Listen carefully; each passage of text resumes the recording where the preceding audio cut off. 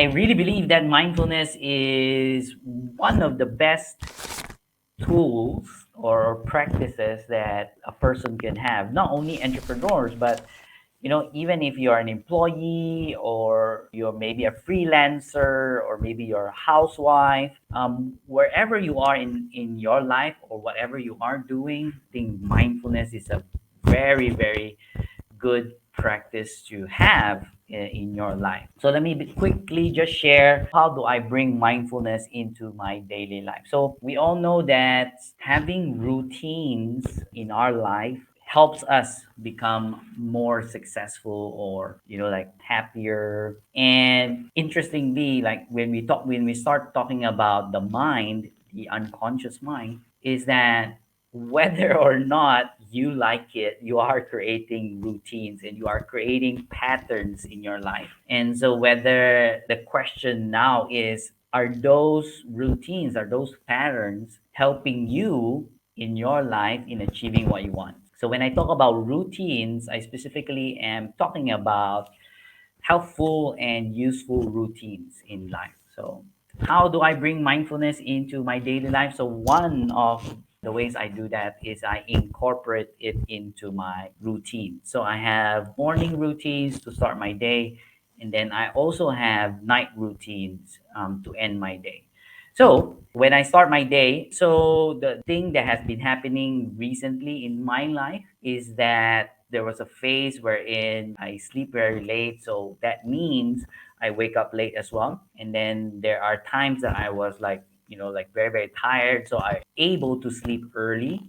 And then I wake up early as well. But what I try as much as possible is to be consistent with my routine, especially my morning routine, which means when I wake up, what do I do next? And then after that, what do I do next? And then after that, what do I do next? So typically my mornings when I wake up, I try as best as I can to drink at least one glass of water. And so that helps kind of like, like restart my body, my engine. And then after that, we'll go into a very quick 10 or maybe 20 minutes, depends on, how my schedule is like, 10 or 20 minutes of meditation. And nowadays, what I do is I meditate with some sounds. So the sounds that I use are the sounds of waves. And just to share with you, I specifically use this app, which is Insight. I don't know if you can see. Insight Timer is over there. And Insight Timer is very good because you can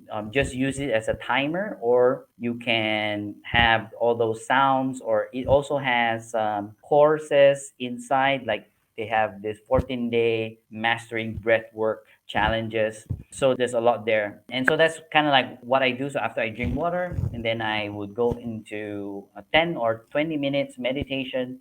So it's kind of like my mindfulness practice. And then after that, then if it's an exercise day, then I would, do some exercise, maybe lifting some weights, or maybe I go play tennis or whatever. And then after that, then I freshen up. So after all of those, then I am ready to start my day, whether it's starting immediately at work if I have something on that day, like maybe a meeting, or specifically I have to start something in the morning, or else I also include reading a book in my morning routine. So currently I'm reading and I'm sharing a lot, but these are all good stuff if you're not here. So this is a book that I'm reading right now called Deep Work by Cal Newport, and it's really, really wonderful. I highly recommend it. And basically the concept of this book is that if we want to achieve a lot of things in life, like things that are big, not normal, then we need to have deep work as part of our schedule and routines as well. And so that's what I'm practicing right now. I'm setting in time so wherein I can put some deep work. So it's kind of like how I do it. And then at night, in my night routine, I sometimes do and sometimes not. add some meditation as well. If I need to, let's say for example, I am overwhelmed, if I a lot of things to do that I am getting like anxious about, then I do that. I meditate at night to close off my night routine. Though, so that's one way of doing it, adding it into your routine. Another way of adding or bringing mindfulness into your daily life is in everything that you do. So you can be mindful in how you eat, can be mindful in, let's say for example, just being with another person while you are talking to them. Or let's say for example, now, like I'm doing this live, I can be also very, very mindful, and at the same time while I'm talking and sharing, I'm also feeling, and being really present. Like for example, I feeling, my jacket rubbing my skin. I can feel the cool air from the air conditioner on my left side. So all of this is a practice of being mindful. So you can also do that. And of course, lastly, if you want, you can put in your calendar like chunks of time in between time. Let's say for example, before you go for lunch or before you go for tea break, then you can put a mindfulness exercise there. One example of a mindfulness exercise is, like just being grateful and noticing what are you grateful for at this moment.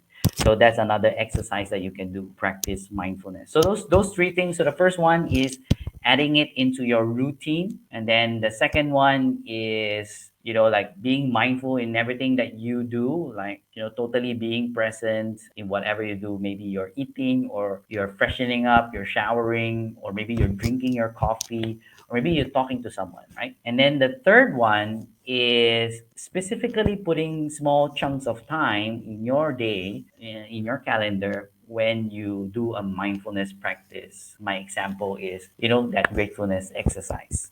So that's a very, very good. Jen is asking, what business books do you recommend to read? So Jen, it depends on which stage you are right now.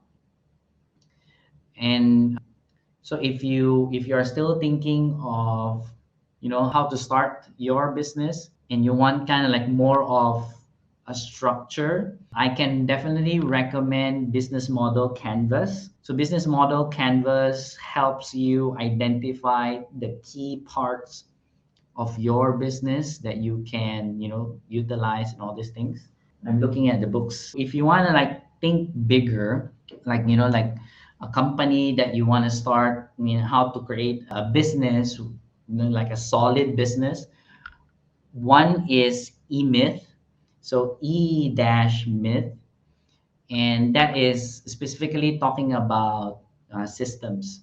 So if you want to really start a business properly by, knowing what kind of businesses you want, there's also a bit of mindset there, like what kind of roles do you need to play as an entrepreneur. So E-Myth is also a very good book. I highly recommend that. So those are the two books that, pops up in my mind right now. Maybe I'll create a list and then post it in my social media, so that more people can use that as well as a reference. But those two books. So the first one is Business Model Canvas, and then the other one is E-Myth. Oh, hey there. If you like this video, please like, share, and subscribe. And remember to click the bell button so you get updated of the new videos. See you in the next one.